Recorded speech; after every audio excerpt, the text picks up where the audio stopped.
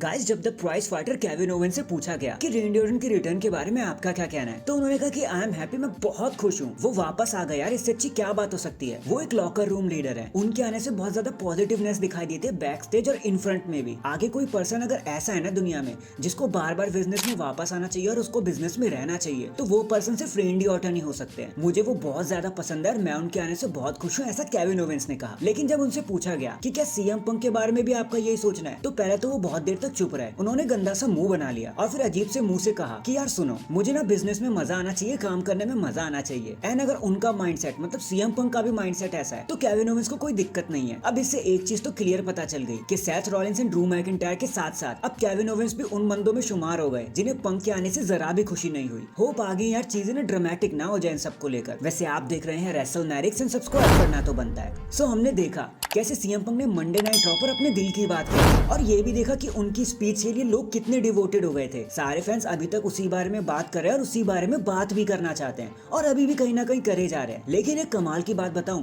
WWE ने CM Punk को पूरा मौका दिया था कि भैया अनस्क्रिप्टेड रहना, तुम जो भी दिल का ख्याल है, जो भी दिल का हाल है, सब बयां कर देना, हम आपको कोई स्क्रिप्ट का पन्ना नहीं देने वाले। यार ये चीज मुझे काफी ज्यादा अजीब लगी, क्योंकि पहले तो वो बात करते बिहेवियर कॉन्ट्रैक्ट के बारे में और फिर वो बात करते कि अनस्क्रिप्टेड हो जाओ। एंड अगर इस फ्रीडम के साथ भी सीएम पंक ने किसी को भी बुरा नहीं बोला, किसी भी कंपनी के बॉस के लिए उल्टी सीधी बात नहीं बोली, तो आई थिंक सीएम पंक का वो जो बिहेवियर वाली चीज है ना, उसमें शायद कुछ चेंज आ गया है, या फिर ये चेंज उस बिहेवियर कॉन्ट्रैक्ट के क्लॉज के चलते पे इशारा कर रही है कि उसकी वजह से हुआ है। अब ये तो आगे आने वाले प्रोमोज में ही हमें पता चलेगा कि आखिर असली माजरा क्या है। नेक्स्ट नाया जैक्स ने एक इंटरव्यू देते हुए रोंडा राउजी के बारे में एक बड़ी इंटरेस्टिंग कमेंट कर दी। उन्होंने कहा कि देखो, मैं रोंडा राउजी को फ्रॉम द स्क्रैच जानती हूँ। एटलीस्ट जब से वो डब्ल्यूडब्ल्यूई में आई, वो यूएफसी चैंपियन रह चुकी है और जहाँ भी जाती है वहाँ अपना नाम बटोर लेती है। वो डब्ल्यूडब्ल्यूई चैंपियन भी रह चुकी है, बट डब्ल्यूडब्ल्यूई से निकलकर किसी छोटी कंपनी में जाना is not a good move. WWE की स्टेटस पर भी काफी ज्यादा उंगलियां उठ जाती हैं। इतना सब अचीव करने के बाद किसी लेसर प्रमोशन में काम करना जरा सा अजीब तो लगता है, ऐसा नाया जैक्स ने कहा। वैसे बात तो सही है नाया, एकदम ठीक है, बट स्टिल रोंडा राउजी या फिर कोई और स्टार अपने मन मर्जी का मालिक होता है और अपने हिसाब से काम करना चाहता है, और फिर काम में मजा नहीं आया तो बड़ी कंपनी क्या और फिर छोटी कंपनी क्या, इंसान को जहाँ अच्छा लगता है वो वहाँ जाता है। बाकी बड़ी कंपनी छोटी कंपनी से कोई भी फर्क नहीं पड़ता। बाकी चलो, नाया जैक्स का ऐसा मानना है तो फिर हम क्या कर सकते हैं। All the best Nia Jax. In the and CM Punk का रिटर्न ना जाने कितने ही रिकॉर्ड्स और तोड़ने वाला है, क्योंकि हाल ही में जब डब्ल्यूडब्ल्यूई की best return of all time की लिस्ट बनी ना, तो सीएम पंक ने Edge, John Cena, the Rock and the Undertaker को पीछे छोड़कर नंबर 1 की पोजीशन पर आकर खड़े हो गए, जिसका मतलब है कि उनका रिटर्न अब डब्ल्यूडब्ल्यूई के इतिहास का सबसे बेस्ट रिटर्न बन चुका है। उनसे loudest pop and social media talk ना तो किसी को अभी तक मिली और आगे मिलने के आसार भी नहीं है। इससे तो एक बात क्लियर हो जाती है, डब्ल्यूडब्ल्यूई स्टार्ट के पहले साल में सीएम पंक को सबसे एलीट लेवल की चेयर देने वाली है, उनको सबके सामने रखेगी,